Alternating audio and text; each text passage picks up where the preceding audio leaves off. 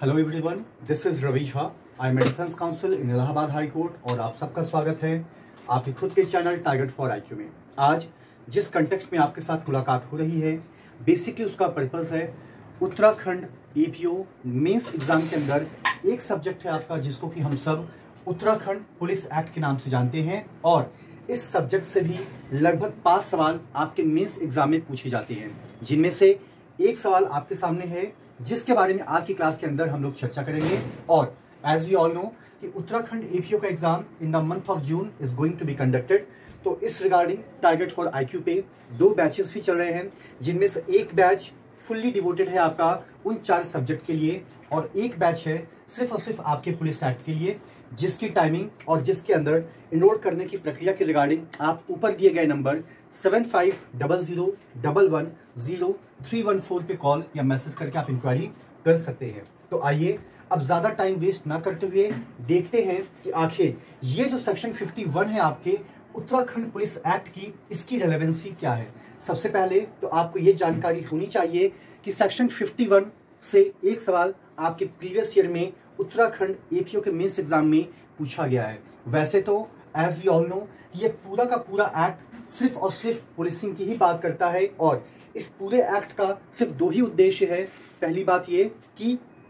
एक सिटी के अंदर लॉ एंड ऑर्डर को मेंटेन कैसे किया जाए, दूसरी बात ये कि पुलिस वालों की ड्यूटीज और उनकी अकाउंटेबिलिटीज को कैसे फिक्स किया जाए। तो इस रिगार्डिंग अगर हम सेक्शन 51 को देखते हैं तो जो इसका बेयर लैंग्वेज है, अगर हम उसके ऊपर गौर करें तो ये कहता है power to reserve public places and erect barriers and regulate the music and the other sound system in a public places. इसका मतलब ये है कि पुलिस वालों के ऊपर कहीं ना कहीं एक ड्यूटीज या एक रिस्पॉन्सिबिलिटीज इम्पोज की गई है बाय द स्टेट गवर्नमेंट। ये बात अलग है कि स्टेट गवर्नमेंट अपने सारे के सारे फंक्शंस को through the office of the director general of police वो एग्जीक्यूट कराने की पूरी कोशिश करता है। तो यहाँ पे अगर हम सेक्शन 51 को बात करें तो आमतौर पर ये कहता है कि अगर हम एक राज्य की बात करें तो एक राज्य के अंदर क्या पुलिस वालों के पास कुछ अधिकार हैं कि जिन अधिकारों के तहत वो किसी भी पब्लिक प्लेस को कुछ टाइम के लिए टेम्पररी बेसिस पे वो रिजर्व कर सके,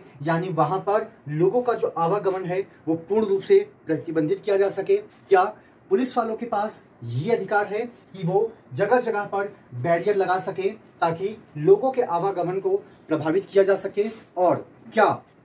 पुलिस के पास ये राइट है कि जो म्यूजिक बजते हैं या जो लाउड स्पीकर बजते हैं उसके ऊपर भी एक प्रकार का कंट्रोल स्टैब्लिश किया जा सके जो पर्टिकुलरली लोग अपने इंटरटेनमेंट या एंजॉयमेंट के लिए करते हैं। तो इन सभी सवालों का जवाब है हाँ, the police officer they can do. But the thing is that कि इन सब के बैन के पीछे या इन सब के ऑब्जेक्ट के पीछे उनका जो मेन इंटेंशन होना चाहिए वो ये होना चाहिए just to maintain the law and the order situation in the state. यानी कि एक राज्य के अंदर लॉ एंड ऑर्डर को मेंटेन करने के लिए अगर पुलिस ऑफिसर्स को ऐसा लगता है तो obviously they can execute such kind of activities with in the premises of the Uttarakhand territory. तो आइए देखते हैं कि सेक्शन 51 क्या कहता है। आमतौर पर सेक्शन 51 के अंदर सिर्फ और सिर्फ 3 चीजों का जिक्र किया गया है कि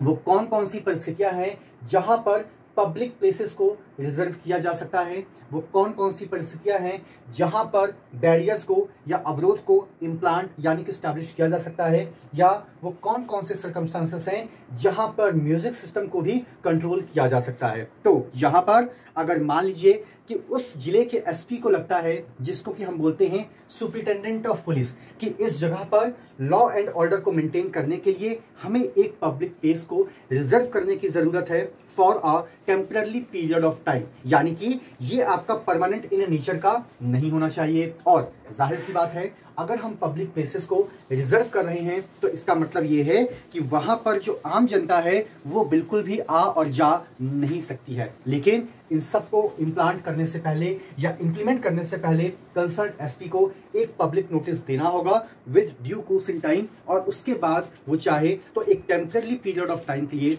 उस सार्वजनिक क्षेत्र को रिजर्व कर सकता है जहां पर आप चाह कर भी ट्रेवल नहीं कर सकते हैं। दूसरी बात, अगर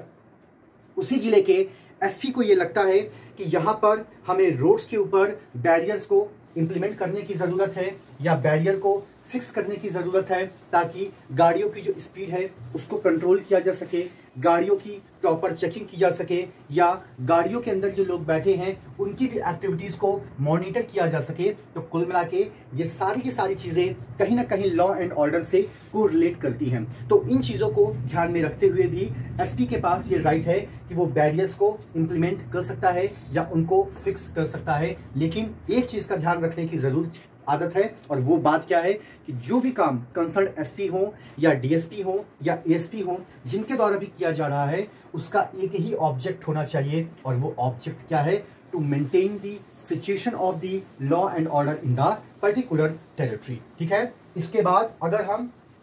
म्यूजिक की बात करते हैं या अदर सिस्टम की बात करते हैं जो एक हाई रेंज से ज़्यादा डेसिबल को इम्प्लीमेंट करने की कोशिश करते हैं या उनको एग्जीक्यूट करने की कोशिश करते हैं, या उनका साउंड सिस्टम बहुत ही ज़्यादा तेज होता है, तो आमतौर पे यहाँ पे आपको एक बेसिक सी चीज़ें गौर करने की ज़रूरत है कि यहाँ पर आपको एसपी नजर नहीं आएंगे, बल्कि इस वाले पार्ट में आपको deputy superintendent of police that is called DSP, या आपको असिस्टेंट सुपरिटेंडेंट ऑफ पुलिस यानी कि एएसपी साहब आपको यहाँ पर नजर आएंगे। तो आमतौर पर ये जो जिम्मेदारी है ये यूजुअली डीएसपी या एएसपी को दी जाती है, जहां पर उनसे कहा गया है कि जिस भी जगह पर आपकी पोस्टिंग है या जो भी क्षेत्र आपके अधिकार क्षेत्र के अंदर आता है वहां पर ये आपकी जिम्मेदारी है कि अननेसेसरी विदाउट परमिशन कोई व्यक्ति म्यूजिक सिस्टम को एक तयशुदा डेसिबल से ज्यादा बजा ना सके, क्योंकि इससे क्या होता है आम लोगों को या आम जनता को क्या होती है, एक प्रकार की एनवायंस होती है, एक प्रकार का उनके लिए न्यूसेंस क्रिएट किया जाता है। इसके अलावा हमने समय समय पर देखा है कि कुछ सारे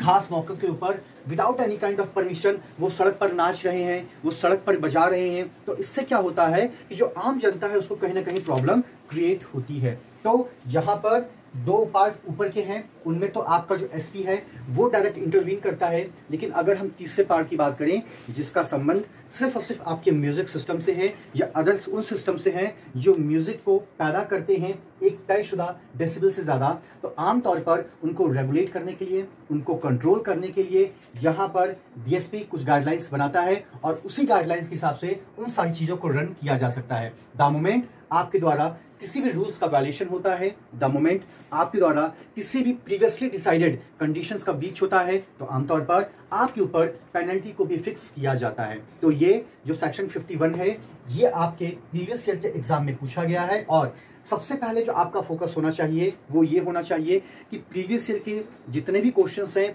उनको आप रिपीट करें, उनको आप रिवाइज करें और उनको लिख कर देखने की प्रैक्टिस करें। इसके अलावा इस पूरे के पूरे उत्तराखंड पुलिस एक्ट के अंदर कुछ सवाल आपसे ऐसे भी पूछे जाएंगे जिसका जवाब या तो आपको अपनी प्रोफेशनल इथिक्स की किताब से देखने को मिलेगा, या तो with the help of Google आप सर्च कर सकते हैं, या तो जो एक्टिव प्रैक्टिस में है